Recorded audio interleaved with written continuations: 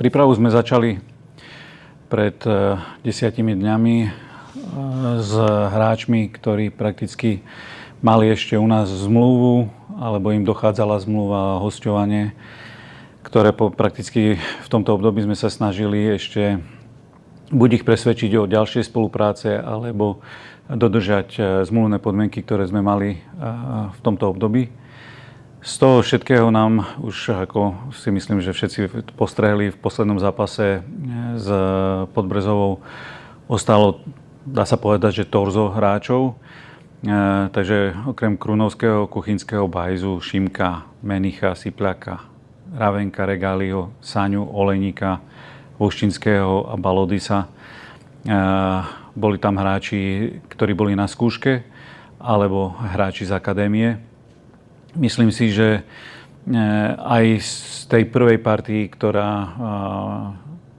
je v tom kádri, myslím tých starších hráčov, je ešte dosť hráčov, s ktorými sme v jednaní buď aby ostali, alebo aby odišli. Čiže prakticky my momentálne prebudovávame celý klub alebo celú kabínu na novo, keďže sme nemali, alebo nezdedili sme B variantu, že čo v prípade, ak by sa niečo stalo, také ako sa stalo a teraz sa potrebujeme v rýchlom časovom úseku z toho vysomáriť a pripraviť konkurencieschopné mužstvo pre druhú ligu. Prakticky všetci hráči, ktorí tu nie sú, tak už je jasné, že tu nebudú pôsobiť. Niektorí máme také nejaké skupiny, prakticky sú to hráči, ktorí skončili kvôli tomu, že im skončila buď zmluva, alebo hosťovanie, alebo mali bod v zmluve, ktorý v prípade zostupu im umožňoval odísť. Niektorých riešime na prestup a niektorí sú ešte, dá sa povedať, že v rokovaniach o prestupe z Tatra na Prešov. Ja rozumiem, že tá situácia je komplikovaná, pretože tých hráčov bolo tu na veľmi veľa a každý neboli nejaké jednotné tie zmluvy, jednotný muster.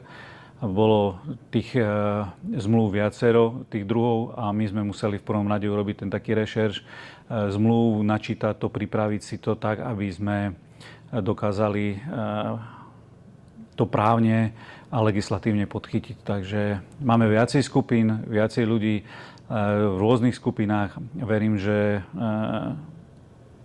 tá partia, ktorá tu naostane, bude fakt, síce poviem to tak škaredo, že torzo, ale budú to tí nosní hráči, ktorí okolo nich budeme stávať. Takže to vieme, že s určitosťou ostáva Aďo a kapitán Šimko s Jožom Menichom. Tak podľa toho, čo aj rozprávame a debatujeme teraz, je každému jasné, že sa snažíme nájsť na každú pozíciu hráčov, ktorí budú prakticky nosní alebo do základnej jedenáctky, keďže máme z akadémie tu na dosť veľa chlapcov, ktorí tie skúsenosti budú musieť naberať, keďže v minulosti nemali tú šancu sa k tomu dostať a keďže vieme všetci, že regule druhej ligy sú také, že musí byť minimálne jeden hráč do 21 rokov na ihrisku, tak oni budú postupne dostávať šancu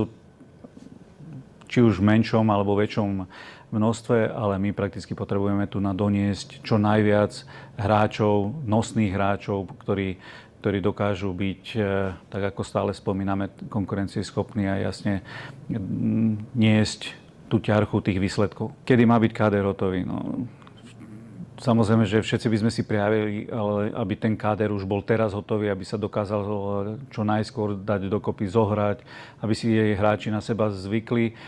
Len hovorím, že zdedili sme mužstvo, alebo tím, alebo kabínu, ktorá nebola pripravená na B variantu. Nedostali sme žiadny scouting na druhú ligu, alebo tí, ktorí boli oslovení, tak mali prehnané nároky, pretože si stále mysleli, že Tatran Prešov platí veľmi veľa. Dneska tá situácia je iná a musíme triezvo na to pozerať, že aké podmienky im vieme ponúknuť. Takže o to náročnejšie to pre nás v tomto období je pripraviť a nájsť tých hráčov takých, ktorí zodpovedajú do profilu jednak finančného, jednak hráčskeho. Áno, sme si vedomí, že je záujem, že ľudia žiadajú informácie ohľadom permanentiek, vstupeniek na novú sezónu. Keďže ešte minulý piatok sa dohodla spolupráca s marketingovým oddelením, ktorí to budú zastrešovať, a zároveň sa hneď aj uskutočnilo dlhé sedenie, čakáme na schválenie, ktorý variant cenový bude odsúhlasený predstavenstvom klubu, a na základe toho čo najskôr v najbližších dňoch budeme spúšťať ten predpredaj vstupeniek aj permanentiek. Samozrejme, že klub je vnímaný ako veľká značka, ako marka, ktorá má záväzky voči divákom, a ja verím, že dokážeme spolu so spolupracovníkmi, ktorí sme boli za to alebo do tohto nejak kolotoča hodení, aby sme dokázali v čo najkratšom čase pripraviť mužstvo také, ktoré bude schopné byť konkurencieschopné. Nebude to jednoduché, samozrejme verím, že s podporou divákov a fanúšikov to dokážeme a že to zvládneme, ale možno, že nie každý jeden výsledok v tejto časti prípravy bude okulaudiaci, tak ako bol ten posledný s Podbrezovou, ale tak ako tréner povedal, sledujú sa tam nejaké aspekty, riešime veci za pochodu.